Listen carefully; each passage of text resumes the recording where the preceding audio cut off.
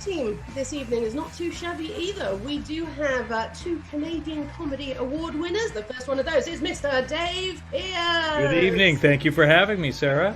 He is joined on that team by Mr. Kerry Griffin. Hello. Happy to be here. And even though the pubs are open in England, she is joining us from Manchester, England. She was in our first season here at the Lakeview Arts Farm. She was Fanny to my Phoebe in Fanny Hill. This is Miss Jo Haydock. Hello. I'm not in a pub, but I do have a glass of wine with a cocktail umbrella. Oh. Well done. Good for you. Oh, I missed out. Oh. Yeah, so although they are representing Fosterfest, I feel like all of those members of the team have a little bit of a connection to us here at Globus. In fact, we have pretty much produced one of Norm's plays in each of our 17 seasons so far. And this year, for our 18th season, we're going to be doing Here on the Flight Path. And Jamie's show, Pinkerton Comes to Prospect, was in our play reading series last fall, so that's awesome. And Melody was in My Knickers a few years ago.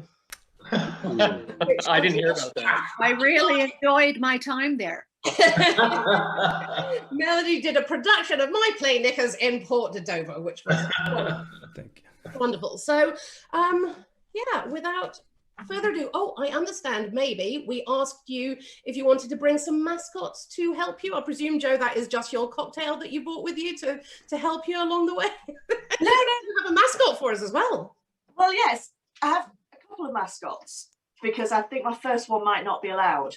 You see, although I'm quite competitive and I love quizzes, I'm a bit rubbish at them. However, I did marry a very handsome and talented man who is just brilliant at all things quiz. So I just thought I'd bring him.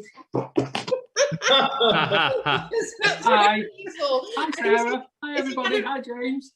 But if he's not allowed, if I understand that's cheating, it's cheating. That's fine. Is he just going to stay under the table the entire time? That's where I like him. Yeah. Okay. Good. Anybody So else? instead, I brought Oh, a perfect tiara. Well, I think you should just wear that anyway, for sure. Well, my mom always said that if you look fabulous, you'll feel fabulous. And if you feel fabulous, you'll be fabulous. And she always wore a tiara when she did the hoovering and the housework. So I figured I'd wear my tiara tonight. That is wonderful. Thank you, Jo. Anybody else have a mascot that they would like to share? Yeah, I have one. I have a gift that a friend of mine gave me for Christmas years ago. So I don't know why it says Cecil, but What's his name, Cecil? Very cool. That was actually my nickname when I was younger, and I also have I have no knowledge of why I was called Cecil either. So I brought a mascot. So I have this is really an unveiling for me today because I have a condition and only, really close friends and dear family members know about this. But I figured since we're doing trivia, which I'm just rubbish at as well, I thought this would be a good time to let you know about my narcolepsy. I thought that these would be really handy for those moments when I drop off, because it does happen, and this way you'll never know, right? Because my eyes are open, and yeah. So we know that if you put those on, we just need to up our game a little bit and be a little bit more interesting. Absolutely. Yeah. Well, I brought a mascot as well. You can see it here. Oh. It very much like me. It's about halfway through its lifespan, doing some wear and tear. It's slightly smelly, but it's still running. So I thought it was appropriate. I thought you were going to bring a banana. Well, that just leads into dangerous territory, and I didn't know if kids would be watching. If it was Come on. What were you going to do with the banana? You'll have to tune into the next Is episode. it like with Jo and her husband? The banana stays under the desk the whole time. Yes, under wraps. Yes. I think anybody at home is pretty much guessing which direction this is going to go in. So yes, maybe put your kids to bed and grab a cocktail and enjoy that. I did bring a talisman as well. Also, I'm going to keep my banana under the table, but This is can you see it? It's actually a self-portrait I did of myself. Oof. Because it's how I see myself. I, of course, have perfect teeth, wonderful facial hair that I could grow if given a chance. And I have 20/20/20 vision. Yes. I see to the left and to the right and right into your soul. So there you go. Thank you, Carrie. Okay. I did bring my mascot. This is my rescue rabbit. We've been applying for dogs, but dogs this year are like toilet paper last year. You just can't get them anywhere. So this is the best I could do. Although I did receive, not too many people know this, Carrie has a cat, Dudley. I think Dudley would like, I got this note from Dudley. I'm not sure if you can all read that. It says, "I can has rescue."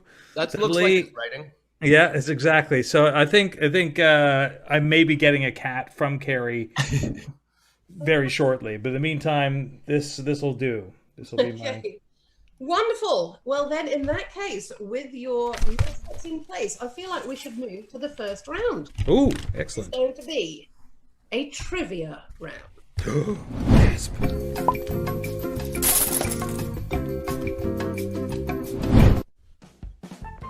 Okay, so your first question is a photo challenge, and we are going to put up on the screen a propaganda poster from the province of Alberta that has been altered just a teeny tiny little bit.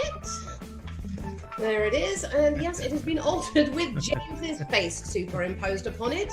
James is supposed to be part of that poster. However, what I would like to know, poor photoshopping aside, what is the actual threat of which this poster is warning citizens? What threat is this poster warning citizens about?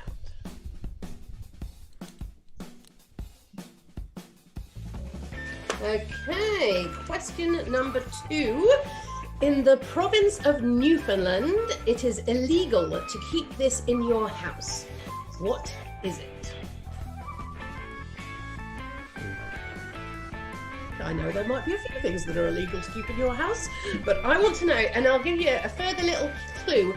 You could keep it outside in the garden, but you cannot keep it in the house. So the next question is a video question, and we are going to show you a clip from television past with a few minor alterations made by our sound editor. Let's take a look at this video.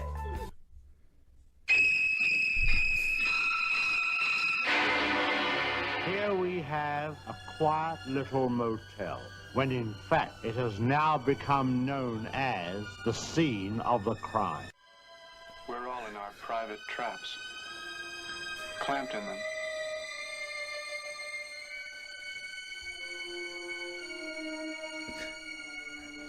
And none of us can ever get out. Okay, so yes, very traumatizing. That was actually a commercial for something. I would like you to tell me, what was that a commercial for? Okay. Alrighty, next question. I believe it's question 4, and it is regarding Canada's longtime rival and sworn enemy. Obviously, I'm talking about the Danish. Yes, Canada versus Denmark. They have been in a secret conflict for many years, in fact, since 1984, over the disputed territory of the Hans Islands. It started when the Danes put up their flag, and in retaliation, our brave Canadian soldiers knocked it down and replaced it with our own red and white and more red flag. So, we want to know, it wasn't just flags that got exchanged. In addition to their respective flags, they also left behind for each other something else for them to find. What did the Danes leave for the Canadians to find, and what did the Canadians leave for the Danish to find? Alrighty, and question number 5, we have a clip here. We've called upon another of Globus's important team members. This is Q, and we are calling this segment Q's Clues. We'll be explaining, he'll be giving you some clues about a book there is also a movie, and I would like you to tell me which one it is. This is Mario and Luigi. And this is Princess Daisy. And Princess Daisy is your clue. On my teacher is a blue jay. It's blue and it flies, and it's your clue. A blue jay. Her voice is full of money. That's your clue. Lots and lots of gin. Lots and lots of gin. My mummy is gonna have celery water for breakfast. But I'm gonna have a mint julep.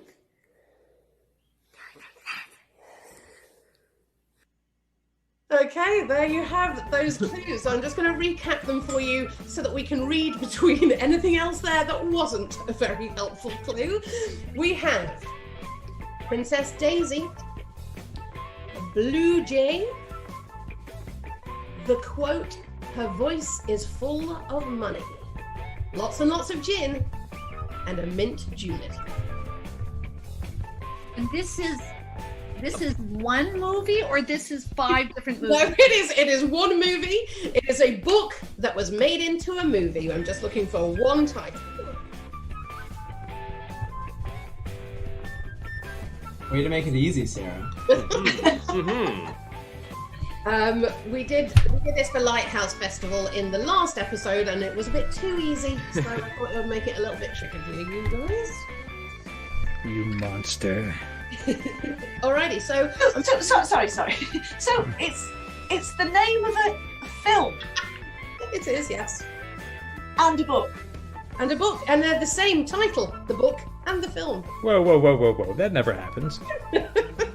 Just to be clear, are people trying to get these right? Oh, God.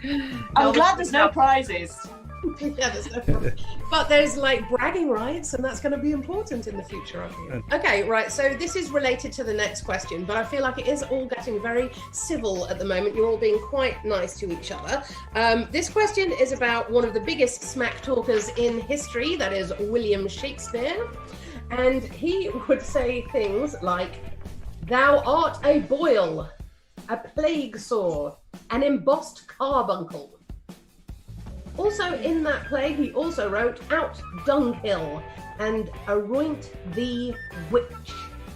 I want to know, those 3 put-downs were all in one play. Which play are those from? Let's bring up the photo again of the propaganda poster. Who has an idea of what this might be warning citizens about? Joe? Mosquitoes. Oh. They do need to be warned about that. I know. I've been to Canada. I tried to have a steak in Fenland Falls, sitting outdoors, and there were so many mosquitoes on my steak, sucking the blood out of it. We just had to give up. Oh. So. Come to Fenland Falls. Anybody else? Yeah. I've got. Go for it. Vegetarians. Vegetarians. Vegetarian. Yeah. Kill him. That could very well be true. I myself just thought it was Jason Kenney. That's. Yeah, that would be the modern version for sure. I think I have the right answer because I know. I mean, I'm Canadian. I am plagued by these all the time. They always seem to appear, no matter what I do. You can't ignore black bananas in your fridge. You have to get rid of them and bake. They are a threat to health, home, and industry. They are health, home, and industry. That's it. I've got that he sings show tunes in a loud falsetto all the time. It would be annoying. Yeah. Very annoying. And he just looks like that's what's happening. He looks happy. Show tuney. You just described every theater kid everywhere. Hey, that's me. Yeah. I recognize them. Cool. I do have an answer. I believe the right answer. If I could take a shot, I'm going to take a shot. Okay? See if I can get this up here in legible format. Rats. That is correct. Oh my goodness, Dave. Yes. Yes. The answer. Okay. Also James. Rats. James. I didn't know we were trying to be right. Okay. I am super competitive. I still think Okay, so yes, it was rats in Alberta. They even had a special hotline for anyone who sees a rat. I did live in Edmonton for 5 years, so they still have that.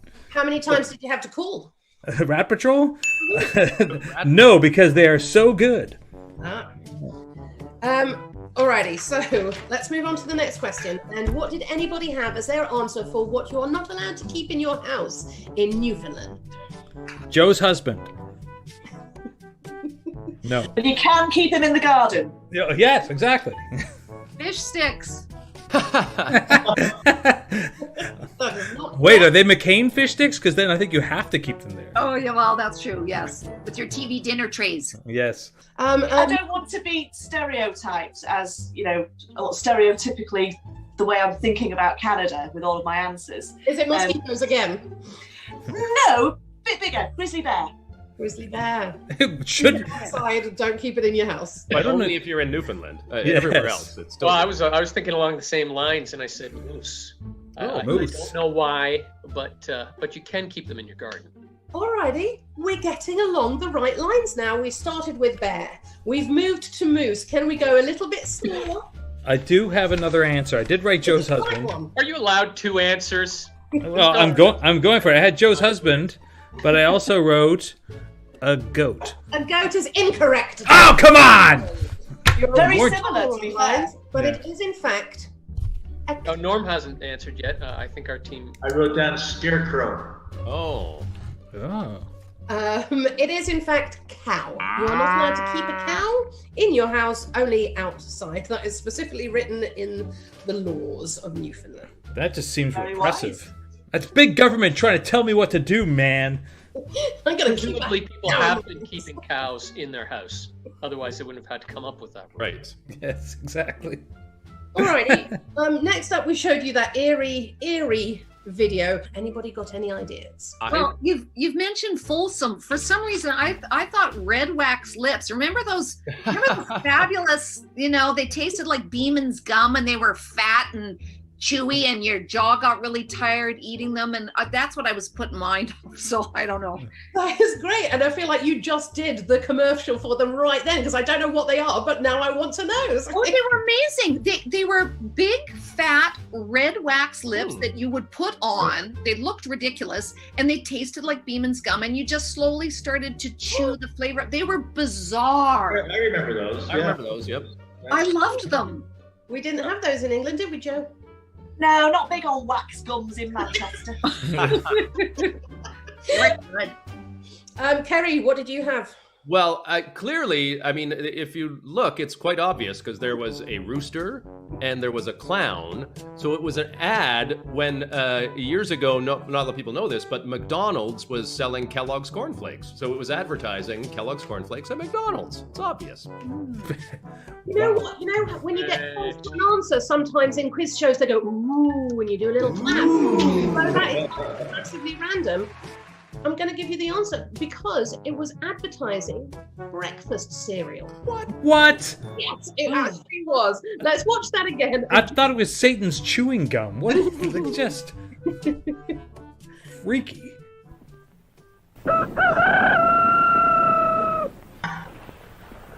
Breakfast.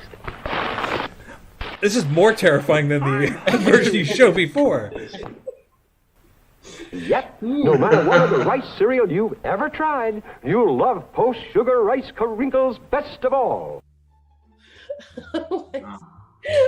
Yes, that horrifying part is called Crinkles, and it was Crinkles brand cereal. That was the name of the cereal. I wonder if baby boomers are so screwed up. Oh. Joe, can I see that a little bit closer, please? What are you doing with a cow in your house? That's He illegal. came into my garden. I couldn't stop him. Get in the face of Newfoundlanders everywhere. I'm so upset with you now. What's sticking? What is at the back there? Bit of tail. Okay. Don't want to know. No. Skin okay. tag. It's a Manchester thing. We all keep cows in our houses. I guess, just in absolute defiance of the Newfoundlanders. Okay, we're moving on to the secret wars between the Canadians and the Danes. And what did you have as your answer for what they left each other in this vicious war? Underpants. Highly possible. I figured the Danes left a Danish and the Canadians left a Tim Hortons donut. I was almost on the same wavelength as Jamie, but I wrote that the Danes actually left croissants because they were being ironic, and that the Canadians left all the losing roll-up-the-rim cups that litter the world. All the ones that they actually use your teeth on and just Exactly. roll those up. I wrote. I think the Danes are leaving us Aquavit, their Danish natural liquor, and we're leaving them a 2-4 of Molson Canadian. Ooh. Sounds highly civilized. Ooh. That's getting very close. Would you like to answer that question? Do you know what the Danes? The Canadians left maple syrup, and the Danes left us actress Yvette Bemieux. The French actress. The correct answer is along the lines of what Dave said. The answer is alcohol. Canadians would leave whiskey, and bottled schnapps was left by the Danes, giving this ongoing conflict the moniker the Whiskey Wars. I like the Danes because of Peter Schmeichel, and because of that, I'm going to ask a little bonus question here. Peter Schmeichel played for Manchester United, the greatest ever goalkeeper, and he won the treble with them. Can you tell me which year Manchester United won the treble? I think we've got to go to Joe for this. I mean, Feel free to use those buzzers, because everybody remember where their buzzers are. Can you repeat? It was what year they won the? Yeah. What year did they win the treble? Oh, Jamie. 2015. That is not correct. No, it's been a while, unfortunately. Kerry. 1997. Ooh, closer. It was in fact 1990. Wait, Joe's pressing the button. Joe's pressing the button. 9. It was correct. 1999. Yay! The Mancusian is going to have the right answer. How could she not? Exactly. For what? Mancusian? Is that right? Mancunian? And Carnding. Just stick with Mank. My pronunciation isn't the best. Yeah. Is this like everything in England with an extra 6 syllables in there that we don't actually pronounce? Absolutely. Damn it. I have to go put something of aluminium in the bin. Okay, so we're moving on to the next one where Q gave us his clues. I don't think we'll watch the video again. I will simply those clues. That was Princess Daisy, a blue jay, her voice is full of money, lots and lots of gin, and a mint julep. Who would like to tell me the answer for this book and movie? Dave. Milan Kundera's Unbearable Likeness of Being. Absolutely. I know it's Q's favorite. I sometimes read it to him at bedtime. That is not correct. That's Anybody else? Sisterhood of the Pants. Sisterhood of the Traveling Pants? Oh, sure. Aren't they traveling? No, I thought the pants traveled. Any good pair of pants travels. I didn't read the whole book, so I didn't get to the traveling part. There are no pants involved in this movie. No pants. What's the point then? Well, look, the only thing mint julep, blue jays maybe, they fly on the wind. Here's a reach. I don't know. I thought Gone with the Wind. Oh, I think maybe it was just the blue part of the J. So if we just narrowed it down, and if we said J, Daisy, mint juleps, would anybody get it then? Lil Abner. No, it's The Great Gatsby.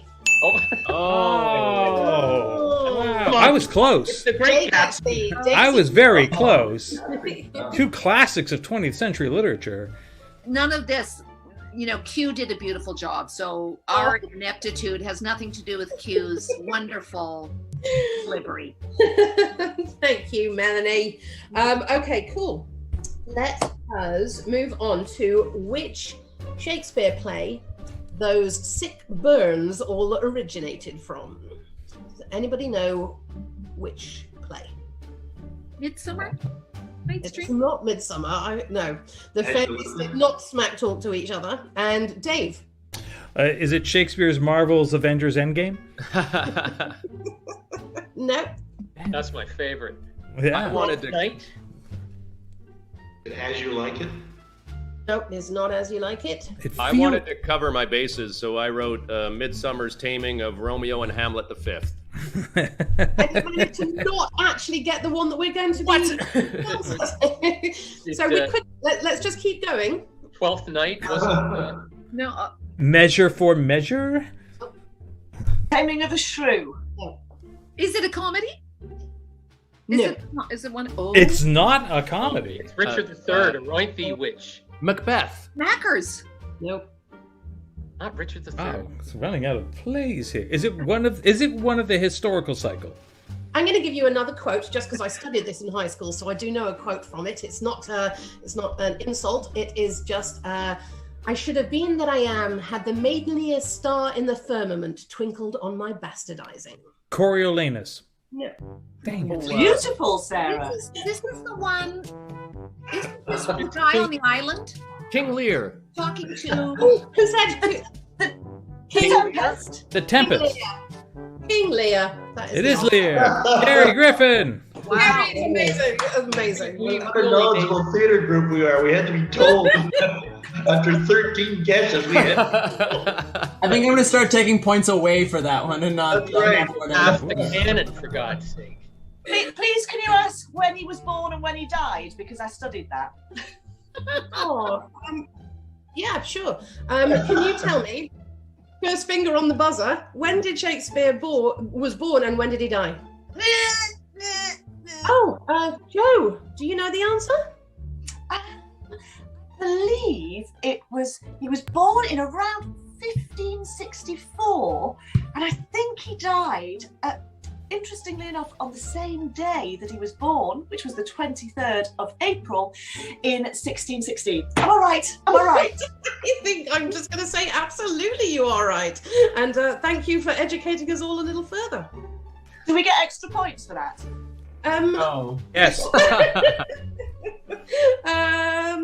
We'll see. We'll see. Victor's in charge of that. But yes, I think if anybody wants to just add in any questions that they would just like to be asked, so that they feel free to do that at any Oh, time. I like that kind of game show. Yeah. Somebody asked me what I'm wearing. I have a bonus question, actually. What are you wearing? A lot more than I will be in a minute. Okay. I have an extra question. This is based actually off The Great Gatsby. There is a room at the lab here that is called the Gatsby Room, because I think when we bought the theatre to this place, I imagined it being a very glamorous room full of glamorous things. It's not. It's full of our sets and costumes, and it is the bane of my life. However, I would like to know who cut the ribbon for us when Globus Theatre moved to the Lakeview Arts Barn 15 years ago. I know. If you know, Norm, tell me, who is the answer? I did. Norm Foster cut the ribbon 15 years I feel ago. that was a bit of a. So that is the end of that round, and I think we should get some scores, see how we're doing so far. So, up on the screen, we have Globus with a solid 3 points. 3 points, well done. And Foster Fest, just one. Somehow I think this is fixed. I mean, we had a lot of answers there, and more than one. It's not quantity, it's quality. Actually, I think it's the other way around, Gary. I feel like we just threw more you answers. were one of the answers. That's Yes. right. Yeah, exactly. Wait, doesn't he get an extra point for that? I feel like it should. I feel like He did get an extra point for that. we did. That was your only point. That was the only answer we got right. Oh, that's awkward. Oh. Cool. Let's move on now to the letters round.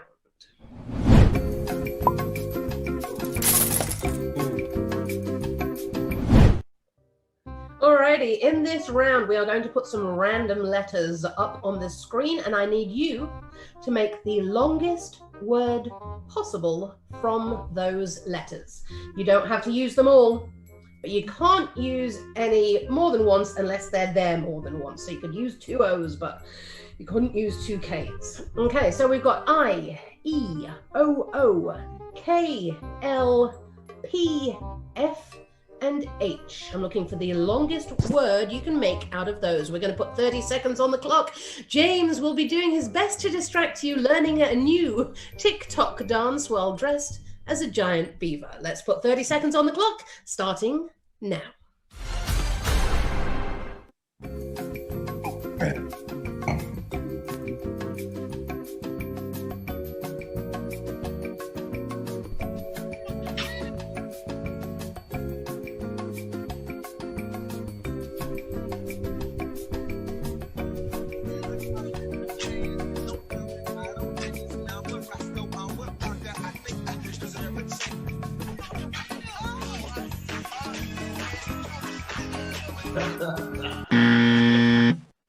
There's 30 seconds, we'll never get back.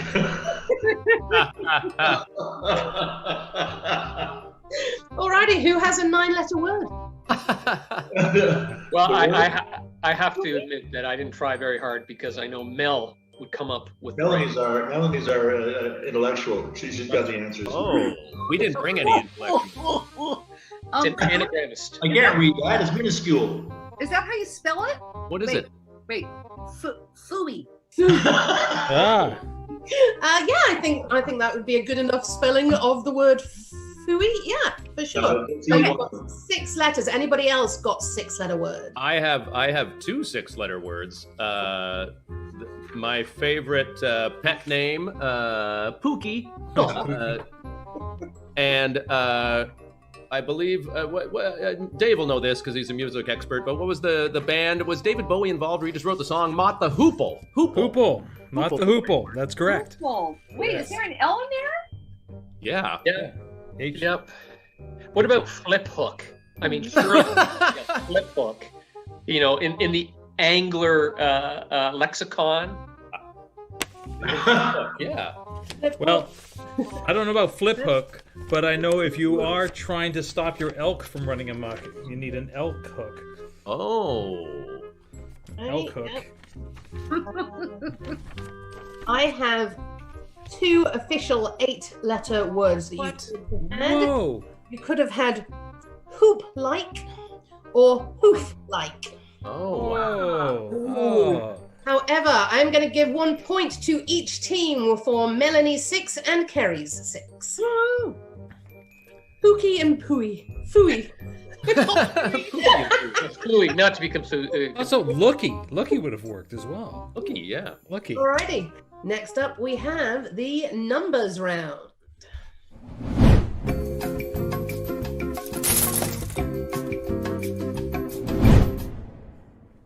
Okay, in this round, we are going to put some randomly selected numbers on the screen.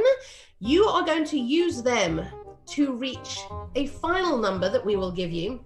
You can multiply them, divide them, subtract them, or add them. You don't have to use all of the numbers, but you can't use any twice.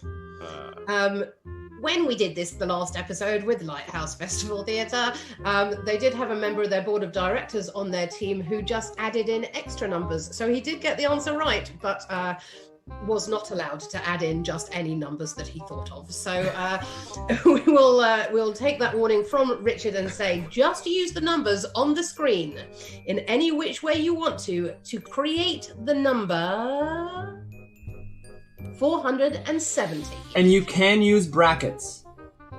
That's very important. Theoretical physicist here. Okay, 30 seconds on the clock, starting now.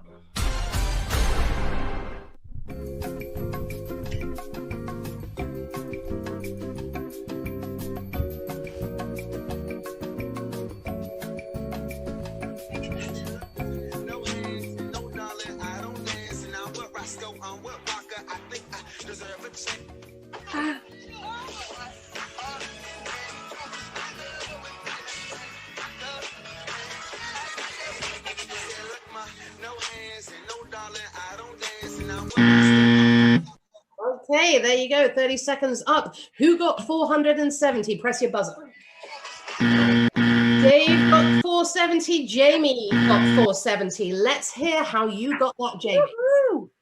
Wait a second. Can you just tell it to me?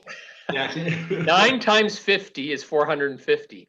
Plus 3 times 4 is 12. Plus 7 plus 1 is, which is 8, equals 470. Okay, awesome. Well, I used all the numbers. That's brilliant. So Victor, you're there with the calculator. Did you hear that equation? Pretty good. I did, and that is a correct equation. Amazing, Jamie. Yeah. Dave, did you have the same? I have a different one. I did 9 times 50 is 450, plus 9 is 459, plus 7 is 466, plus 4 is 470. Didn't he use 9? He's on my team. I shouldn't speak up, but didn't you use 9 twice there? Shut up. Oh, those are big points for our team. Big. Yeah, I think I used all the team. numbers. I got to get the point at least. Yeah, I'm sorry, man. You're right. I used 9 twice. What? Oh, This is your fault. You lied to me. Jamie is the winner of the. Sorry. Wow, impressive. Yeah, that was by far the most impressive thing any of us have done today. Will do. Very good. Already. That's the curse of COVID. Yes, Joe. Could you ask us for the names of obscure Canadian prime ministers? Aren't they all? No. You can give me one now. Go on. Mackenzie Bowell. Is it? Are you sure? I don't think that's correct. Yeah. That's a different game show when they ask for a bowel. Sir Mackenzie Bowell was a Canadian newspaper publisher and politician who served as the 5th Prime Minister of Canada. I can't believe that Joe is the only person that knew that. Good. So I feel like at this stage is a good time to mention our sponsor who has helped us do this wonderful quiz. So we'll get up on the screen and say a big thank you to, no, not Visit Denmark. We'll do that anytime soon. No. Let me mute. Oh, dear God, no. Very loud. Look at the expression on his face. We would like to thank, in fact, British Empire Fuels, our new season sponsor, and they support us in doing everything that we do, including this ridiculousness. So thank you very much, British Empire Fuels. Alrighty, let's go on to another trivia round.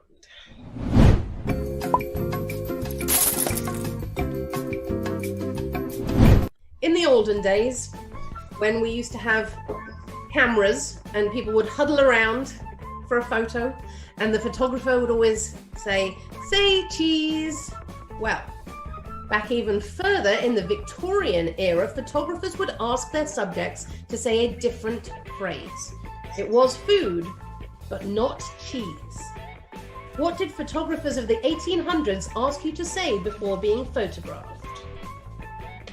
And next question, not sure what number it is anymore. It's a travel question. If you find yourself in Yukon Territory in the city of Dawson, you may be invited to kiss the toe. It's a local custom that was established in 1973. What is that custom? Wait, sorry. Kiss the toe? Oh, T-O-E. What does it mean to kiss the toe in Yukon Territory? Alrighty, for the next question, I would like to know what is the largest organ in the human body?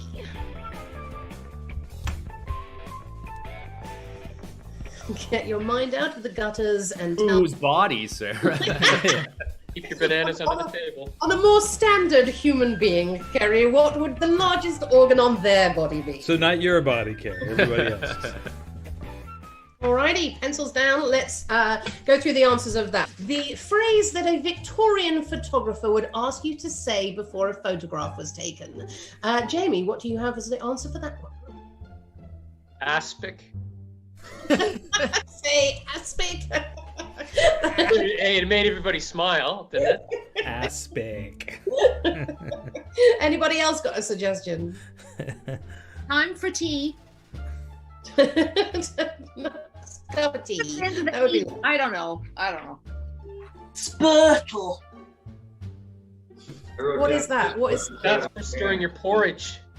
I don't know. It just sounded quite Victorian. Spurtle. Spurtle. I've got a merkin on my spurtle. Oh, that's smart. All right. Do you want to know the correct answer? It was prunes. Prunes. Prunes, because it would lead to a tightening and pursing of the lips. Because usually prunes lead to a loosening of things. So. Yes, it's not so much. It was prunes that's the look that they wanted everybody to be going for. Sorry. Okay, in the Yukon, what does it mean to kiss the toe, Kerry? I believe that you drink a shot of booze from a glass with a severed toe in it. That is correct. That is correct. Let me tell you how that came about. And did everybody know the answer to that? No, I said practice yoga. Kiss the toe. We gotta get that flexibility in. Okay, so the first toe belonged to a miner who had his frostbitten appendage amputated in the 1920s and preserved in a jar of alcohol. It was later discovered and plopped into a drink to see who was brave enough to give it a try. Toe time in the Yukon occurs nightly between 9 and 11 p.m. You can drink it fast, you can drink it slow, but the lips have got to touch the toe. And is it the same toe? Is it the same toe after all this time? I don't have that information. Wait, yeah, where are they getting all these toes from? People who fail to kiss the toe forfeit their own for the next contestant. I see. Yeah. Very Canadian. Reasonable. Yeah. Well, yeah, maybe we could add it to our cocktail menu. James, are you willing to make that sacrifice? Definitely not. We'll have to come up with something. Yeah, call it beaver toe. Okay, and then finally, this round, we wanted to know what the largest organ in the human body was. Melanie, what did you have for that? I think I know this through my standardized patient work. Is it the liver? Oh, no. I know what it is. Who said that? Jamie did. I thought it was the liver. Shoot. It's the skin. Yep. It is the skin. Alrighty, hands up if you had skin. Dave, Kerry, Norm, Jamie. All points all round. It's that thing you do in the playground when you want to see an organ? Yeah, my skin. What ground are you hanging out in? Melanie. I'm not allowed there anymore, Norm. No. That's the real problem. I'm going to move on to the final round, which is a speed trivia round. And we're going to look to James to ask the questions for this. He's going to read as many questions as he can in 30 seconds. You are writing down the answers as quick as you can. And with the Lighthouse Festival Theatre, we did do it that whoever won got double the points and the other team got none, but it really left to a very sort of sad end where Globus completely annihilated them. So Globus, really, I want you to win, but just by a little bit. So let's make the scoring a little bit fairer. If you get any answers right throughout the speed round, you will get a point. So there's lots to play for here. Okay, James, are you ready? Yes, ma'am. Alrighty, 30 seconds on the clock. Take it away, James. Name 3 days in a row without using Saturday, Tuesday, or Friday. Are you a Danish spy? What is the tallest land animal? If you were a spy, would you tell me you were a spy? How many days in a leap year? What does the Danish phrase mean, jed, ved, eek? There's a 50,000 word novel that doesn't contain the letter E there. That's a thing that you know now. What is the fastest land animal? The name of the novel is Gadsby by Ernest Vincent Wright. If the vice president dies, who's supposed to be the president? Mr. Wright also wrote the poem When Father Carves the Duck. What was duck and cover used for in schools? What has a head, a tail, but does not have a body? That's the end of the 30 seconds. Okay, let's see how many of those questions you were able to understand and answer. So, coronary. Just so stressful. Okay. Name 3 days in a row without using Saturday, Tuesday, or Friday. That is today, tomorrow, and yesterday. Are you a Danish spy? You tell me. No. What is the tallest land animal? Fast, Giraffe. tallest, yes. If you were a spy... Wait, slow down a little bit. So, who got giraffe? We have... Everyone. Almost everybody. No, not me. Not Mel, but everybody. Okay, carry on. Sorry, are you a Danish spy a legitimate question? Because I believe I answered that correctly. You just need to... Oh, well, yes. What was your answer? No. Okay, cool. I answered yes. No. You answered yes, and I believe you. Okay, next question, James. If you were a spy, would you tell me you were a spy? I said no. I said I also said no. I said yes. Okay, next. How many days are in a leap year? Melanie. 64? 366. 366. Who got that? Jamie, Joe, Dave, and Kerry. What does this mean? Jed ved ik. And it's a Danish term, and it means I don't know. I didn't even hear that question. It was there. It was totally It there. was totally there. We had the 50,000 word novel. What is the fastest land animal? Puma? Cheetah. Cheetah. Cheetah. There's cheetah. Cheetah? Who got cheetah? Cheetah. The answer's not even there, and yet I know it's a cheetah. Is that the same as a Puma? No. Cheetah. Will Puma's not more like accept a mountain Puma. lion. Sorry, Melanie.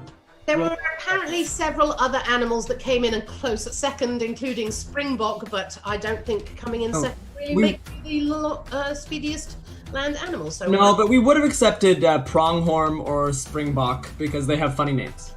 Ah, very good. Alrighty, next, James. And Puma's not funny. Come on. If the vice president dies, who's supposed to be president? The Speaker of the House. President. The president still. The president is the No. answer. No. President Who is got the that answer. right? I still don't know the answer. What's the answer? The president is still the president if the vice president dies. Oh. Oh, tricky. Nobody said the president died. It was just the vice president. Okay. I think Joe and Kerry got that right. Joe and Kerry got that. Excellent. What was duck and cover used for in schools? Put your hand up if you know. Melanie? Nuclear bomb? Yes, nuclear bomb. That was the, and yeah, you got that, Kerry, and Joe and Norm got that, and Jamie got that. Was Dave the only person that didn't get that? My shame is tremendous. Still writing. Sorry. Okay, is that the final one? One final question. What has a head, a tail, but does not have a body? Oh, I know now. Did anybody know before? No. What do you know now, Kerry? It's a coin. Coin, yeah. It's a But I didn't get it at the time. I just came to my head right A now. what? A coin. Nobody needed to know that, Kerry. That's true. I could have lied and said I had it right, but no, I'm honest. Your honesty has cost us so many points. It's Kerry. true. That Alrighty. is the end of that round. Alrighty. So thank you very much, James. And I'm going to go to Victor for the final points. 11 points. Okay, I thought we had got 0 points in that last round. Wow. In fact, you managed to get 5, so you now have Globus Theatre, 11 points to Foster Festivals. Oh! Congratulations. Well done. Well done. Hey, you see, Well it was done. a ribbon Well cutting. played. That was the tipping point. Alrighty, thank you very much, guys. Thanks for playing along at home. Join us next week where we will be playing against Upper Canada Playhouse. So thank you very much, Norm, Jamie, and Melanie. Thank you very much, Dave, Joe, and Kerry. And thank all of you guys for joining us at the Great Globus Trivia Quiz Comedy Happy Half Hour. And I think maybe we'll just allow James to dance us out. Let's have the victors up out of your seats and dancing, and a losers dance as well. Why don't you guys get up and dance as well? And we'll just say, good night, everybody. Good night.